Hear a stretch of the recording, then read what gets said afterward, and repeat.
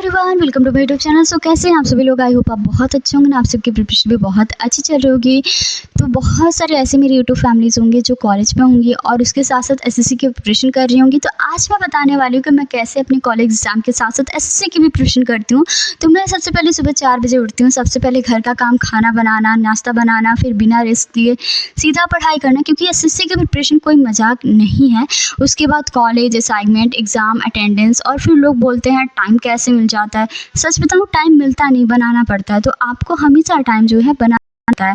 तो मैं daily 3 kilometre पैदल कॉलेज जाती हूँ चलकर, और वापस भी आती हूँ। बट आज मेरा राइट पैर उठ ही नहीं रहा था गाइस, और हाफ रास्ते तक चली, फिर मुझको ऑटो लेना पड़ा।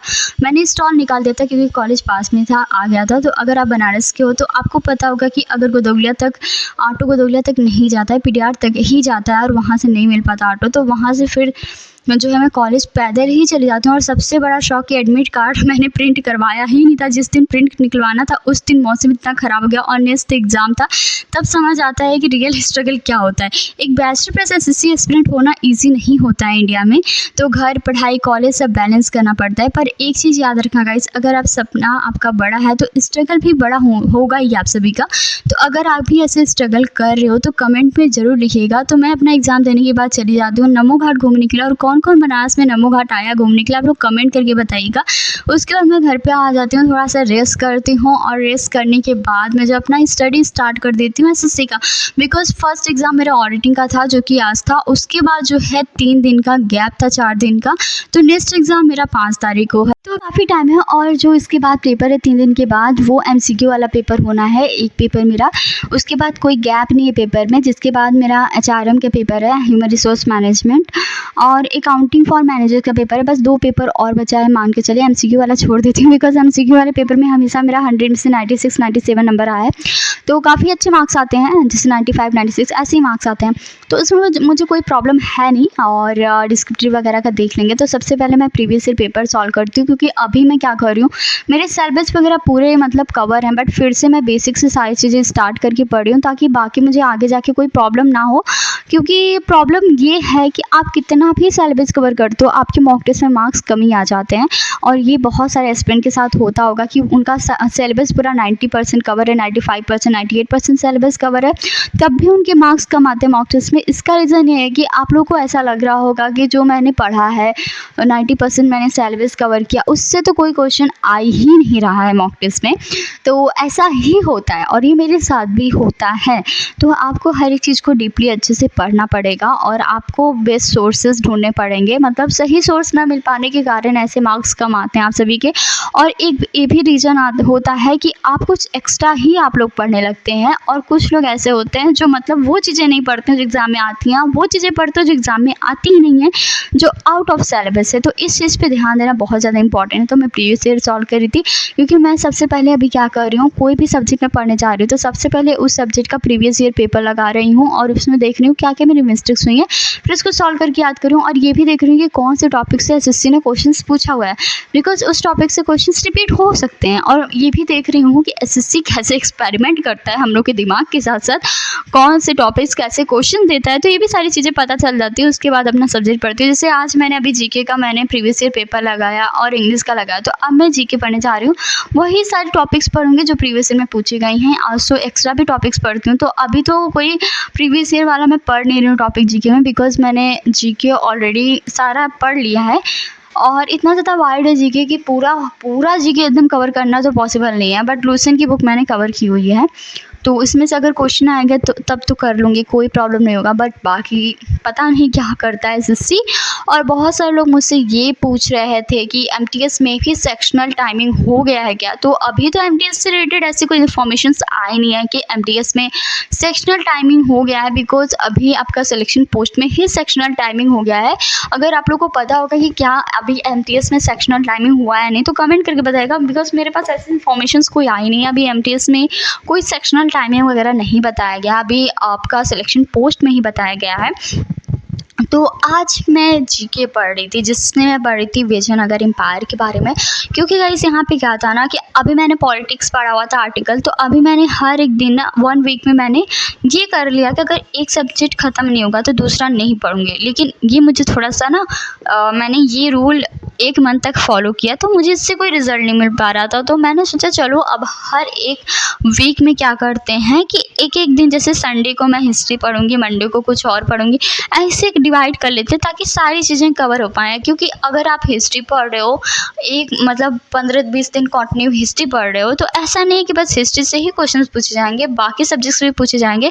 तो अब मैं क्या कर रही हूँ, सारे सब्जेक्ट्स को इक्वल टाइमिंग दे रही हूँ। ऐसा नहीं कोई सब्जेक्ट्स मतलब कुछ ज़्यादा ही टाइम दे रही हूँ, क्योंकि ऑलरेडी मेरा पहले से ये सारी चीज़ें मैं पढ़ चुकी हूँ, तो बस रिवीजन करना है, तो सबको इक्वल टाइम दे के रिवीजन कर रही हूँ। बहुत सारे लोग मुझसे ये पूछे थे आपने जीके का सिलेबस कैसे कवर किया, तो मैं आपसे को एक चीज़ बता दूँ, रियलिटी है जो कि जीके का सिलेबस एक साथ पढ़ना, जीके को एक साथ पढ़ना इम्पॉसिबल है, इसलिए मैं इसे 4 पार्ट्स में डिवाइड करती हूँ। सबसे पहले रहता है आपका हिस्ट्री, फिर geography, polity, science plus current affair. तो आप सभी को बता दूं, मैं रोज़ सिर्फ 2 घंटे जीके को देती हूँ, बट स्मार्ट तरीके से। 1 घंटा स्टैटिक जीके और फिर उसके बाद 30 minute current affair, 30 minute revision करती हूँ। तो टाइमर लगाते हुए आप स्टडी अगर करते हो तो सही तरीके से आप कर पाओगे स्टडी।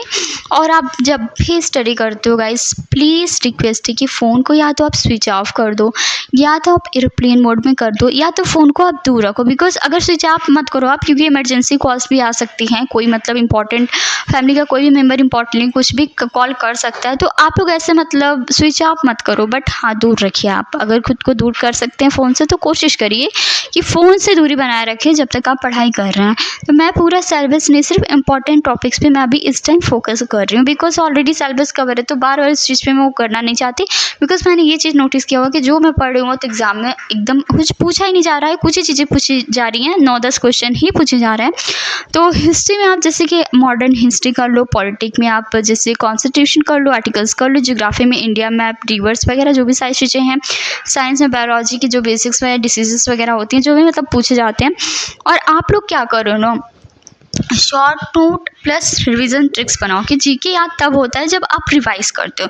तो 1 page notes, keyword, Sunday full revision, ऐसा आप करो। फ्लैश कार्ड बनाओ, शॉर्ट नोट फ्लिप बनाओ, तो ये सारी चीज़ें आपको बहुत हेल्पफुल रहेंगी। और मैं जीके रटने की बजाय पीवाईक्यू सॉल्व करती हूँ। प्रीवियस ईयर क्वेश्चन से पैटर्न समझ आता है, रिपीटेड क्वेश्चंस मिलते हैं, तो आप क्वेश्चन अच्छे से तरीके से सॉल्व करो। प्रीवियस ईयर जितना भी आपको सॉल्व करना पड़े आप करो, जितना आप सॉल्व कर सकते हो। मैं इंग्लिश पढ़ती हूँ और पता नहीं क्या इसकी आज ना मुझे मैं थोड़ा सा रेस्ट की थी, लेकिन जैसे ना थकान टाइप का हो गया था, क्योंकि बाहर भी गई थी, घूमने फिरने गई थी, फिर उसके बाद एग्ज़ाम था, तो थोड़ा सा मतलब ऐसे लेज़ीनेस फील हो रहा था। बट हाँ, एक आता है मन में कि जिस दिन ज्वाइनिंग लेटर आएगा उस दिन सब ठीक हो जाएगा और स्ट्रगल नहीं करना पड़ेगा। तो ये सोच के मतलब पढ़ती हूँ, तो मज़ा आता है मुझे पढ़ने में। तो उसके बाद मैं थोड़ा सा मतलब इंग्लिश पढ़ती हूँ। इंग्लिश को मैं सिर्फ 1 घंटे देती हूँ भी वोकैब को, क्योंकि आज मुझे समझ नहीं आता मैं इंग्लिश में क्या पढ़ूँ। मतलब बाहर एक टॉपिक कितना कोई पढ़ेगा गाइस इंग्लिश में, और मैंने बहुत सारे टीचर्स से इंग्लिश पढ़ा हुआ है, पूरे मतलब इंग्लिश ख़त्म ही है समझिए। और जो लोग नहीं जानते, जो लोग फर्स्ट टाइम आए, मैं आपसे क्यों बता दूँ, मेरा सीएचएसएल में इंग्लिश में 50 में से 48 मार्क्स आए हैं। तो इंग्लिश जब मैंने सीएचएसएल के एग्ज़ाम में ऐसा अपना मार्क्स देखा, मुझे लगा सही ठीक है। ओवर कॉन्फिडेंस करना ठीक नहीं है, बट हाँ ठीक है, मेरे सिलेबस कंप्लीट है, मैं कॉन्फिडेंट हूँ कि इंग्लिश में अच्छे मार्क्स आ सकते हैं मेरे। तो इसलिए इंग्लिश में समझ रहा है क्या पढ़ूँ, बस हाँ रिवीजन चल रहा है। ऐसा नहीं है कि मैं रिवीजन ही छोड़ दे रही हूँ, अच्छे मार्क्स आ रहे हैं तो मैं अभी वोकैब रिवाइज कर रही हूँ, बिकॉज वोकैब बहुत ज़्यादा इंपॉर्टेंट है। कुछ चीज़ें मिस्टेक्स हो रही है वोकैब में, तो 1 घंटे बस वोकैब कर दूँगी। और बहुत सारे लोग पूछते हैं कि वोकैब कहाँ से आप करती हैं, कैसे करती हो, तो मैं आपसे बता दूँ कि आप ब्लैक बुक से वोकैब कर सकते हो। मैंने तो ऐसे ब्लैक बुक लिया नहीं हुआ है, बट हाँ मैंने गूगल से पीडीएफ निकाला है। कुछ ही पीडीएफ आपको कुछ ही पेज के मिलेंगे, 400-500 पेज होंगे उस पीडीएफ में, उससे आप मतलब वोकैब कर सकते हो ब्लैक बुक में। और आप चाहो तो ब्लैक बुक भी ले सकते हो, मैंने डिस्क्रिप्शन में लिंक दिया है, वहाँ से आप बुक ले सकते हो, तो वहाँ से आप पढ़ सकते हो। मैं ब्लैक बुक लेने वाली हूँ, अभी मैंने लिया नहीं हुआ है, तो मैं जल्दी लूँगी, बिकॉज अभी कॉलेज के एग्जाम चल रहे हैं, तो मुझे ऐसा नहीं लगता अगर ले लूँगी तो पढ़ पाऊँगी। तो जो चीज़ आप मतलब बुक्स वगैरह लेके फालतू में रखने से कोई फ़ायदा नहीं है जब तक आप पढ़ते नहीं हैं। तो अभी कॉलेज का एग्ज़ाम खत्म हो, उसके बाद ब्लैक बुक वगैरह लूँगी। और प्रीवियस ईयर एसएससी पेपर्स आप अच्छे तरीके से कर डालिए, बिकॉज रिपीट होने वाले वर्ड्स आप सभी को बहुत सारे देखने को मिलेंगे। बहुत सारे एसएससी के ऐसे वोकैब है जो कि रिपीट होते रहते हैं, चाहे वो आप अगर भले ही एसएससी की प्रिपरेशन कर रहे हो, बट हाँ आप एसएससी, सीजीएल, एमटीएस, स्टेनो, सीपो सारे वोकैब्स लगाइए। ऐसा नहीं कि बस एसएससी एमटीएस का प्रिपरेशन करें तो एमटीएस का ही वोकैब लगाइए। और आप सभी को जैसे कि एग्जाम्पल दूँ कि जैसे आपको ना रटना नहीं है, समझना है। जैसे एग्जाम्पल अबेंडन के बारे में आप याद करो, जैसे अबेंडन का मतलब होता है छोड़ देना, तो he abandon his car on road for example. तो आपको सेंटेंस में यूज़ करके याद करना है। जैसे आपने वोकैब लिखा, उसका आपने हिंदी मीनिंग लिखा, फिर उसका आपने सिनोनिम्स लिखा, एंटोनिम्स लिखा, उसको आप सेंटेंस में यूज़ करके पढ़िए। थोड़ा सा हार्ड होगा, टाइम लगेगा, बट हाँ ऐसे आपको समझ में आएगा, लाइफ टाइम याद रहेगा। ऐसा नहीं, अगर आप फ़ायदा ही क्या है पढ़ने से, आप कम टाइम में याद कर ले रहे हो बट उसको जल्दी भूल जा रहे हो। तो आप कोई भी चीज़ भले ही थोड़ा टाइम लगे बट अच्छे तरीके से याद करिए। और ये जर्नी अभी स्टार्ट हुई है, एसएससी क्लियर होने तक मैं रुकने वाली नहीं हूँ।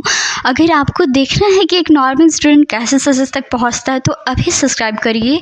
और आप लोग कमेंट सेक्शन में बताइएगा आप लोग की प्रिपरेशन कैसे चल रही है। You can also follow me on Instagram. मेरा इंस्टा आई डी है प्रीति शुक्ला 77। आप लोग इंस्टा पे मुझे फॉलो कर सकते हो, मैं यहाँ पे स्क्रीन पे दे रही हूँ अपनी इंस्टा आई डी। और डीएम भी कर सकते हो आप लोग वहाँ पे, बिकॉज़ मैं टेली पे बहुत कम एक्टिव रहती हूँ। तो वहाँ पे आप मुझे डीएम कर दोगे तो मैं आप लोगों को आपके क्वेश्चंस का आंसर दे दूँगी, अगर आपका कोई भी क्वेश्चन हो। So thanks for watching.